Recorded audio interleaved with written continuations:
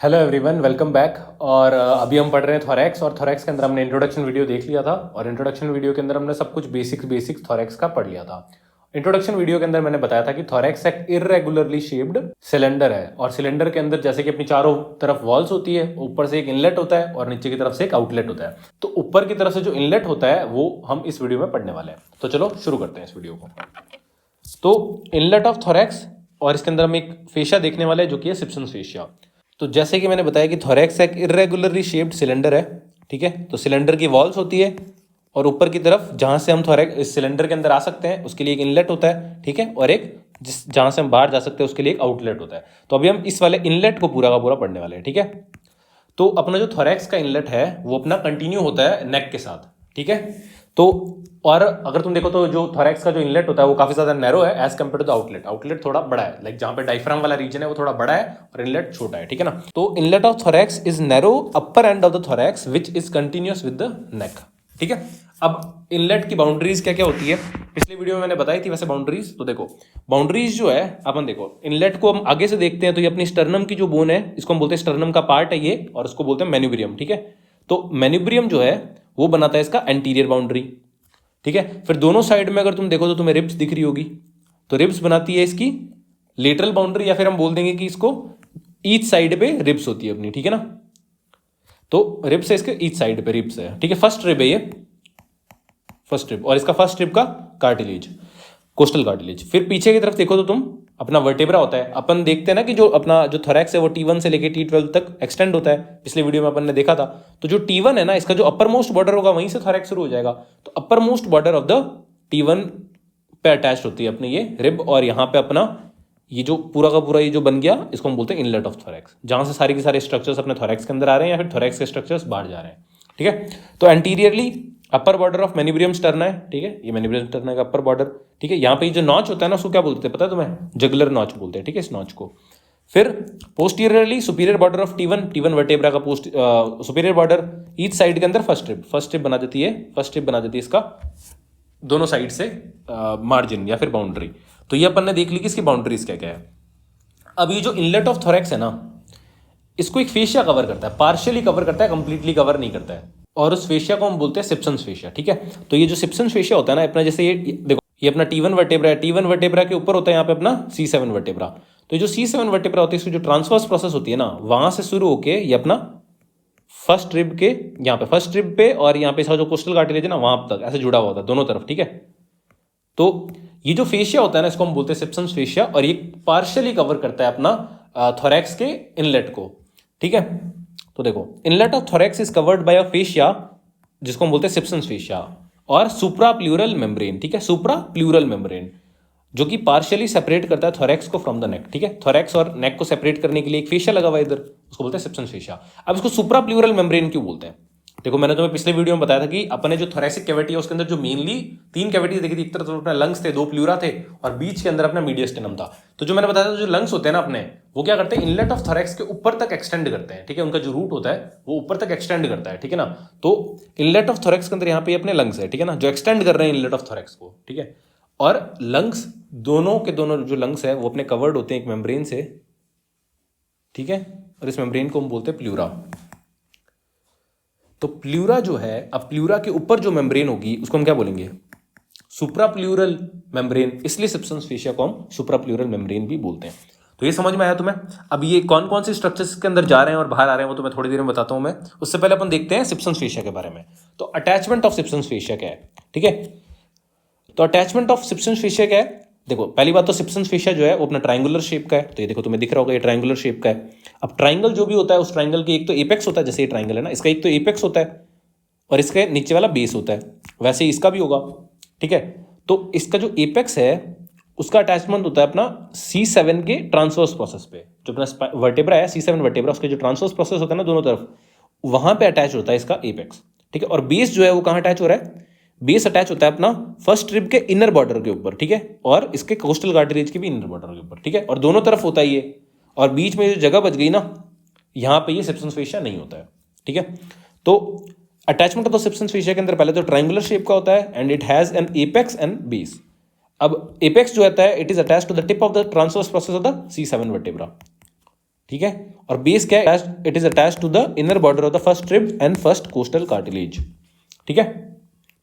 यहाँ पे मैंने इसको लेबल भी कर रखा है, inner border of the first rib, then ये अपनी खुद की फर्स्ट रिब है और ये सबसेंस फेशिया है। अब तुम देखो तो यही ये जो है ना, ये है अपना boundaries of the inlet of thorax, ठीक है। बट अगर तुम देखो तो ये इनलेट ऑफ थोरैक्स की बाउंड्री के ऊपर तक एक्सटेंड होता है, ठीक है ना। तो बाउंड्री तो T1 के सुपीरियर बॉर्डर तक ही थी, बट जो सिप्सन्स फेशिया वो C7 के वर्टेब्रा पे लगा हुआ है, ठीक है ना। इसमें कंफ्यूज मत होना, ठीक है ना, कि ये ऊपर तक एक्सटेंड करता है ये। तो ये अपना हो गया सिप्सन्स फेशिया।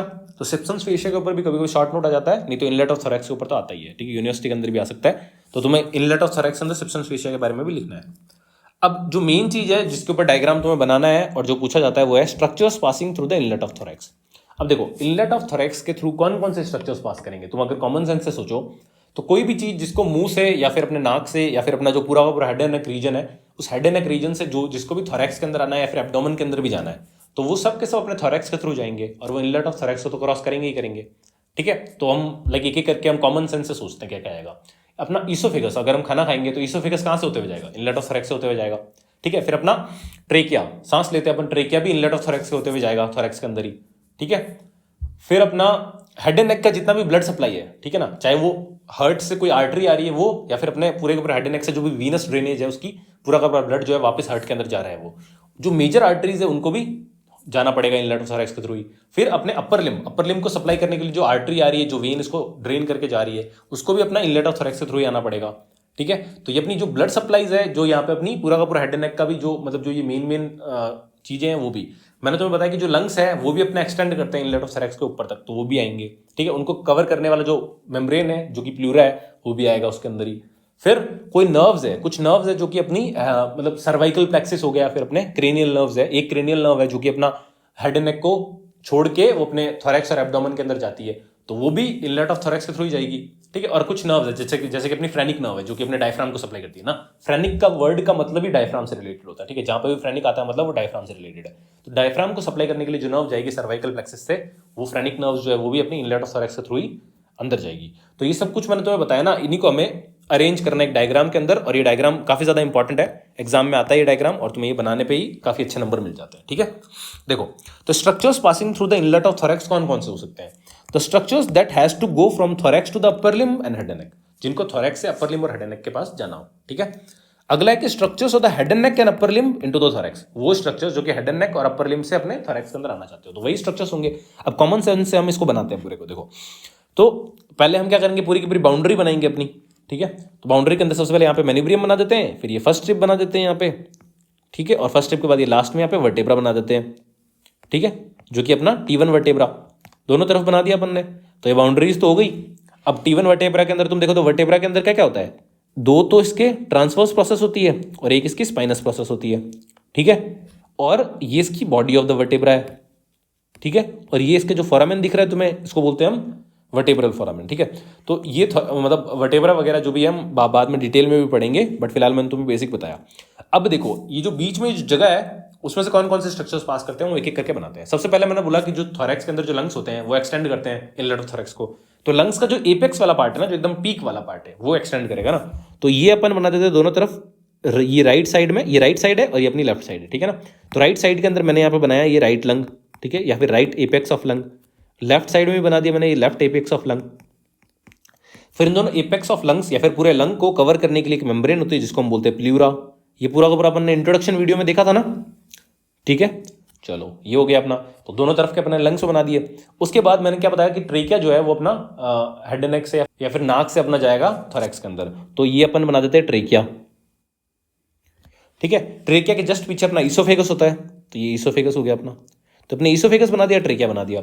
अब देखो अब हम पहले मसल्स बना देते हैं। देखो स्टर्नम जो है आगे की तरफ, स्टर्नम वाली साइड दो मसल्स जुड़ी होती है जो कि अपनी हेड एंड नेक रीजन में अपन पढ़ने वाले हैं। एक है अपनी स्टर्नो हायोइड मसल जो कि अपनी स्टर्नम से हायोइड बोन होती है, यहाँ पे हायोइड बोन तक जाके जुड़ती है, ठीक है। और दूसरी होती है स्टर्नम से अपनी जाती है थायराइड कार्टिलेज तक, तो स्टर्नो थायराइड मसल। तो ये दो मसल्स अपन बना देते हैं, ये बना देते हैं स्टर्नो हायोइड मसल और ये बना देते हैं स्टर्नो थायराइड मसल। ये मसल्स अपन हेड एंड नेक में पढ़ेंगे, ठीक है। तो ये दो मसल्स भी क्रॉस करती है। अब नर्व्स देख लेते हैं अपन। तो नर्व्स देखो, अपने क्रेनियल नर्व्स जो होती है ना, अपन हेड नेक के अंदर सारी की सारी क्रेनियल नर्व्स पढ़ने वाले हैं, तो क्रेनियल नर्व्स में से एक क्रेनियल नर्व है, ओनली एक ही है जो कि अपने हेड नेक को छोड़ के अपने थोरैक्स और एब्डोमेन में आती है, और उसका नाम है vagus nerve. 10th cranial nerve जो है वो वेगस नर्व। तो ये वेगस नर्व जो है ना, वो अपने हेड नेक को छोड़ती है, फिर अपना जो ईसोफेगस होता है उसके साथ साथ ट्रैवल करती है, फिर ये ईसोफेगस के साथ साथ ही अपना क्या कहते हैं डायफ्राम को भी क्रॉस करती है और एब्डोमेन तक जाती है, ठीक है ना। मेजर ये सिंपैथेटिक सप्लाई है। तो अब इस नर्व को इनलेट ऑफ थोरैक्स के थ्रू ही आना पड़ेगा।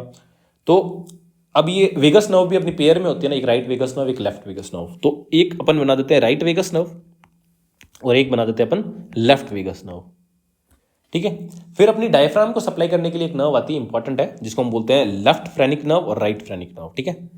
तो ये अपनी फ्रेनिक नर्व्स हो गई दो, left phrenic nerve and right phrenic nerve. ये डायफ्राम अपन अगले वीडियो में पढ़ने वाले हैं आउटलेट ऑफ थोरैक्स के अंदर, तो वहां पे भी आएगी ये नर्व्स। तो ये अपन ने नर्व्स भी देख ली। अब अपनी बची मेजर ब्लड सप्लाई। तो देखो मैंने तुम्हें ये बताया था कि अपना जो आर्च ऑफ अorta होता है ना, उसके अंदर से एक निकलती है यहाँ से ब्रेकियोसेफेलिक ट्रंक, राइट के अंदर तो ब्रेकियोसेफेलिक ट्रंक निकलती है, तो उसको बोलते थे राइट ब्रेकियोसेफेलिक ट्रंक, ठीक है, या फिर ब्रेकियोसेफेलिक ट्रंक भी बोलो तो ठीक है, ठीक है, ब्रेकियोसेफेलिक ट्रंक। और लेफ्ट की साइड से निकलती है अपनी एक तो लेफ्ट कॉमन कैरोटिड और लेफ्ट सबक्लेवियन। अब होता ऐसा है कि जो सबक्लेवियन आर्टरीज है ना दोनों तरफ, चाहे वो लेफ्ट सबक्लेवियन हो चाहे वो राइट सबक्लेवियन हो, तो दोनों की दोनों जो सबक्लेवियन आर्टरीज जो होती है वो अपनी अपर लिम्ब को सप्लाई करती है, ठीक है ना। और जो ये कॉमन कैरोटिड वाली होती है वो अपनी हेड एंड नेक को सप्लाई करती है। तो हो गई ना अपनी हेड एंड नेक के और अपर लिम्ब के लिए। बट देखो तुमने देखा कि लेफ्ट तो यहाँ से दिख गई तुम्हें, बट राइट नहीं दिखे ना इनके काउंटर पार्ट। तो राइट जो है वो अपनी ब्रेकियोसेफेलिक ट्रंक से निकलते हैं। तो ब्रेकियोसेफेलिक ट्रंक है ना, वो एक दे देता है यहाँ पे राइट सबक्लेवियन और एक दे देता है राइट कॉमन कैरोटिड। तो ये लेफ्ट कॉमन कैरोटिड, ये राइट कॉमन कैरोटिड, ये अपनी लेफ्ट सबक्लेवियन, ये अपनी राइट सबक्लेवियन, ठीक है। और इस सबक्लेवियन से ही एक ब्रांच निकलती है, ठीक है, और उसको बोलते हैं इंटरनल थोरेसिक आर्टरी, जो कि अपन थोरैक्स में ही पढ़ने वाले हैं थोड़े एक दो लेक्चर्स के बाद। तो ये अपनी इंटरनल थोरेसिक आर्टरी दोनों तरफ से आएगी, ठीक है।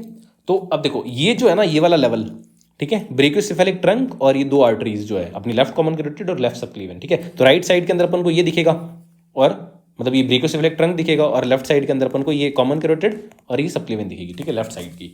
तो ये भी अपन को दिखेगी। तो अपन बना देते हैं राइट साइड के अंदर एक ही आर्टरी दिखेगी बड़ी सी, जिसको हम बोलते हैं राइट ब्रेकियोसेफेलिक आर्टरी, क्योंकि यही फिर दो में डिवाइड होती है अपनी ना, राइट सबक्लेवियन और राइट कॉमन कैरोटिड के अंदर। फिर लेफ्ट साइड के अंदर अपन को दो दिखेगी, that is left common carotid artery and left subclavian artery, ठीक है। फिर उसके बाद मैंने तुम्हें बताया कि ये सबक्लेवियन ही एक ब्रांच देती है, that is internal thoracic artery. और इंटरनल थोरेसिक आर्टरी जो अपने इंटर कोस्टल स्पेसेस होते हैं ना वहाँ पे सप्लाई करने में हेल्प करती है। तो ये भी अपनी इसी के थ्रू वापस आएगी अंदर की तरफ। तो ये इंटरनल थोरेसिक आर्टरी हो गई, ठीक है, दोनों तरफ है इंटरनल थोरेसिक आर्टरी भी। अब देखो आर्टरीज तो देख लिया अपन ने, अब बची वेन्स। अब वेन्स के अंदर तुम देखो तो पूरे के पूरे अपर लिम्ब को देखो, जैसे सबक्लेवियन आर्टरी सप्लाई करती थी तो सबक्लेवियन वेन्स इसको ड्रेन करती है। तो सबक्लेवियन वेन्स दोनों तरफ से आती है, और हेड एंड नेक को अपना ड्रेन करने के लिए दो वेन्स होती है, जिसको हम बोलते हैं एक्सटर्नल जगलर और इंटरनल जगलर वेन्स, ठीक है, दोनों तरफ होती है। अब ये जो है अपन हेड एंड नेक में पढ़ेंगे, ऑब्वियस सी बात है। और अपन ने सबक्लेवियन वेन्स और सबक्लेवियन आर्टरी तो अपन ने अपर लिम्ब खत्म कर चुके हैं, तो उसमें हम पढ़ चुके हैं, ठीक है। अपर लिम्ब नहीं पढ़ा तो मैं प्लेलिस्ट जो है वो तुम देख सकते हो, मेरी खुद की मैंने पढ़ाया है। अब देखो तो सबक्लेवियन वेन्स और ये जो जगलर वेन्स है ना हेड एंड नेक को ड्रेन करती है, वो मिल के एक मतलब दोनों तरफ एक बड़ी वेन्स बनाती है, उसको बोलते हैं हम ब्रेकियोसेफेलिक वेन्स, ठीक है। राइट में राइट ब्रेकियोसेफेलिक वेन, लेफ्ट में लेफ्ट ब्रेकियोसेफेलिक वेन। और ये दोनों वेन्स जो है वो जुड़ जाती है और बना देती है सुपीरियर वेना कावा, ठीक है, सुपीरियर वेना कावा बना देती है। और सुपीरियर वेना कावा क्या करती है, हार्ट में चली जाती है। समझ में आया तुम्हें सारा का सारा। अब देखो पिछले वीडियो इंट्रोडक्शन की वीडियो में मैंने ये सब बता रखा है वैसे। तो ये राइट साइड में राइट ब्रेकियोसेफेलिक वेन आ जाएगी और लेफ्ट साइड में लेफ्ट ब्रेकियोसेफेलिक वेन आ जाएगी, ठीक है ना। चलो तो ये अपन ने पूरे के पूरे सारे के सारे बना दिए, ठीक है। अब ये डायग्राम तुमको एग्जाम में बनाना है और एग्जामिनर मतलब इसको देख के ही तुम्हें नंबर देगा, ठीक है। अब एक एक करके हम सारे के सारे लिख भी देंगे। फिर trachea, oesophagus and apex of lung and pleura, ये तो अपने विसरल पार्ट्स हो गए जो कि पास कर रहे हैं अपने, ठीक है ना। फिर अपने ब्लड वेसल्स कौन कौन सी पास कर रही है, आर्च ऑफ अorta की देखो तुम, ये वाली राइट ब्रेकियोसेफेलिक आर्टरी, फिर यहाँ पे लेफ्ट कॉमन कैरोटिड, फिर लेफ्ट सबक्लेवियन, तीनों की तीनों हो गई। फिर सबक्लेवियन की ही एक ब्रांच आती है, that is internal thoracic artery, ये हो गई ब्रांच ऑफ सबक्लेवियन आर्टरी। फिर वेन्स के अंदर तुम देखो तो कौन कौन सी है, दो ही है, दैट इज राइट के अंदर राइट ब्रेकियोसेफेलिक वेन और लेफ्ट के अंदर लेफ्ट ब्रेकियोसेफेलिक वेन, ठीक है ना। फिर अपनी मसल्स के अंदर तुम स्टर्नो थायराइड और स्टर्नो हायोइड, और नर्व्स के अंदर right and left vagus nerve and right and left phrenic nerve, ठीक है। ये अपनी हो गई पूरी की पूरी जो भी स्ट्रक्चर्स पास कर रहे हैं इसके अंदर। तुम देखो तो इस डायग्राम के अंदर भी तुम्हें दिख रहे होंगे, ये देखो ये ट्रेकिया आ रहा है, ठीक है, फिर ये पीछे की तरफ उसके इसोफेगस आ रहा है, देखो तो ये वाली जो वेन है इसको बोलेंगे हम राइट ब्रेकियोसेफेलिक वेन और ये वाली को बोलेंगे हम लेफ्ट ब्रेकियोसेफेलिक वेन। मगर आर्टरीज के केस में ऐसा नहीं है। आर्टरीज के केस में ब्रेकियोसेफेलिक ट्रंक तो है राइट के अंदर, बट लेफ्ट के अंदर direct branch of art I है, लेफ्ट कॉमन कैरोटिड और ये लेफ्ट सबक्लेवियन। ठीक है, तो ये कुछ यहाँ पे दिख भी रहे हैं तुमको, फिर ये लंग्स भी दिख रहे हैं तुमको यहाँ पे, जो कि इसके अंदर से पियर्स कर रहे हैं इसको, आगे की तरफ जा रहे हैं इसको। ठीक है, तो ये अपन ने पूरा का पूरा इनलेट ऑफ थोरैक्स देख लिया। इनलेट ऑफ थोरैक्स के ऊपर यूनिवर्सिटी के अंदर कभी कभी शॉर्ट नोट आ जाता है, तो तुम्हें ये डायग्राम्स बनाने हैं और जो भी मैंने लिखा है ये सब लिखना है। ठीक है, सिप्सन फेशिया के ऊपर भी पूछ सकते हैं क्वेश्चन। अगले वीडियो के अंदर अपन देखने वाले आउटलेट ऑफ थोरैक्स और डायफ्राम के बारे में, जो कि इनलेट ऑफ थोरैक्स से भी ज्यादा पूछा जाता है और इससे भी ज्यादा इंपॉर्टेंट टॉपिक है। तो आउटलेट ऑफ थोरैक्स और डायफ्राम को पढ़ने के लिए तुम एंड स्क्रीन पे क्लिक करो। मिलते हैं अगले वीडियो के अंदर, तब तक के लिए ओके बाय।